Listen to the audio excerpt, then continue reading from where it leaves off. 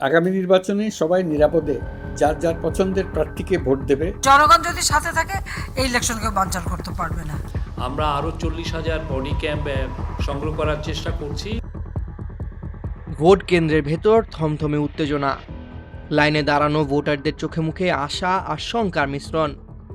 যে কোনো মুহূর্তে একটি ছোট্ট তর্ক বা ভুল বোঝাবুঝি থেকে জ্বলে উঠতে পারে অশান্তির আগুন। ঠিক সেই মুহূর্তে বুথের নিরাপত্তায় থাকা পুলিশ কর্মকর্তার বুকে জ্বলে উঠবে এক ক্ষুদ্র নীল আলো। এটি কোনো সাধারণ আলো নয়, এটি আসন্ন জাতীয় নির্বাচনে গণতন্ত্রের পাহারায় থাকা 40,000 নিরপেক্ষ চোখের প্রতীক। বডিওয়্যার ক্যামেরা কিংবা বডি ক্যাম। প্রধান উপদেষ্টা ডক্টর মোহাম্মদ ইউনূসের লক্ষ্য দেশের ইতিহাসে সবচেয়ে স্বচ্ছ ও শান্তিপূর্ণ একটি নির্বাচন উপহার দেওয়া। আর সেই লক্ষ্যেরই এক যুগান্তকারী পদক্ষেপ হতে চলেছে এই বডি ক্যাম। কিন্তু কিভাবে কাজ করবে এই প্রযুক্তি? এটি কি সত্যি পারবে ভোটের মাঠকে সুরক্ষিত রাখতে? ক্যামেরার চোখে নির্বাচন যেভাবে কাজ করবে এই অদৃশ্য সাক্ষী। ফেব্রুয়ারির নির্বাচনের প্রতিটি ঝুঁকিপূর্ণ কেন্দ্রে মোতায়েন থাকা পুলিশ সদস্যদের বুকে লাগানো থাকবে এই ক্যামেরা। এটি শুধু একটি রেকর্ডিং ডিভাইস নয়, এর পেছনে রয়েছে আধুনিক এআই প্রযুক্তি এবং কেন্দ্রীয় মনিটরিং সেলের নিয়ন্ত্রণ। ভোট কেন্দ্রে কোনো অপ্রীতিকর ঘটনা ঘটার সাথে সাথেই তার ভিডিও রেকর্ড হতে শুরু হবে। এই ফুটেজ সরাসরি চলে যাবে পুলিশ সদর দপ্তরের মনিটরিং সেলে, যেখানে কর্মকর্তারা মুহূর্তে মুহূর্তে পরিস্থিতি পর্যবেক্ষণ করবেন। ব্যালট ছিনতাই, জাল ভোট প্রদান বা ভোটারদের ভয় দেখানোর মতো ঘটনা ঘটলে এই ক্যামেরার রেকর্ডই হয়ে উঠবে সবচেয়ে বড় প্রমাণ। পরবর্তীতে কোনো আইনি ব্যবস্থা নিতে হলে এই ফুটেজই হবে প্রধান অস্ত্র। ক্যামেরাগুলোয় থাকা কৃত্রিম বুদ্ধিমত্তা কিংবা এআই সন্দেহজনক গতিবিধি বা বিশৃঙ্খলার পূর্বাভাস দিতেও সক্ষম হতে পারে, যা পুলিশকে আগে থেকেই সতর্কতামূলক ব্যবস্থা নিতে সাহায্য করবে। এর সাথে যুক্ত হচ্ছে একটি নতুন ইলেকশন অ্যাপ, যেখানে ভোটাররা প্রার্থীদের তথ্য জানার পাশাপাশি যে কোনো অনিয়মের অভিযোগ সরাসরি জানাতে পারবেন।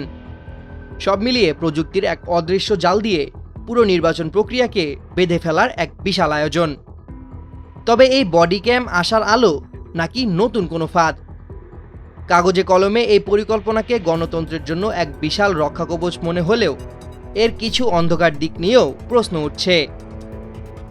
বিশ্লেষকদের মতে এই সার্বক্ষণিক নজরদারি ভোটারদের গোপনীয়তার অধিকার ক্ষুণ্ণ করতে পারে। কে কাকে ভোট দিচ্ছে বা কার সাথে কথা বলছে তা রেকর্ড হওয়ার আশঙ্কা এক নতুন ধরনের ভয়ের জন্ম দিতে পারে, যা ভোট কেন্দ্রে স্বতঃস্ফূর্ত উপস্থিতিকে বাধাগ্রস্ত করতে পারে। এই বিপুল পরিমাণ ভিডিও ফুটেজের সুরক্ষা এবং নিরপেক্ষ ব্যবহার নিশ্চিত করা সবচেয়ে বড় চ্যালেঞ্জ। অতীতে ট্রাফিক পুলিশকে বডি ক্যাম দেওয়া হলেও তার কার্যকারিতা নিয়ে প্রশ্ন উঠায়। এবার তথ্য কারসাজির ঝুঁকি উড়িয়ে দেওয়া যায় না। ক্যামেরা দুর্ঘটনাবশত বন্ধ হয়ে যাওয়া বা প্রভাবশালী মহলের চাপে ফুটেজ বিকৃত হওয়ার আশঙ্কা থেকেই যায়। 40,000 ক্যামেরা দিয়ে শুধুমাত্র ঝুঁকিপূর্ণ কেন্দ্রগুলোতে নজরদারি করলে তালিকার বাইরের কেন্দ্রগুলো বিশৃঙ্খলার নতুন কেন্দ্রবিন্দুতে পরিণত হওয়ার আশঙ্কা থাকে। অপরাধীরা তুলনামূলক কম সুরক্ষিত কেন্দ্রগুলোতে তাদের লক্ষ্যবস্তু বানাতে পারে, যা এই উদ্যোগের মূল উদ্দেশ্যকেই ব্যাহত করবে। দিন শেষে 40,000 বডি ক্যাম নিঃসন্দেহে একটি সাহসী এবং সময় উপযোগী পদক্ষেপ। এটি যেমন পুলিশকে আরও দায়িত্বশীল করবে, তেমনি অপরাধীদের মনে ভয় ধরাবে। কিন্তু প্রযুক্তি নিজে কখনো নিরপেক্ষ হয় না, তার ব্যবহারই তাকে নিরপেক্ষ বা পক্ষপাতদুষ্ট করে তোলে।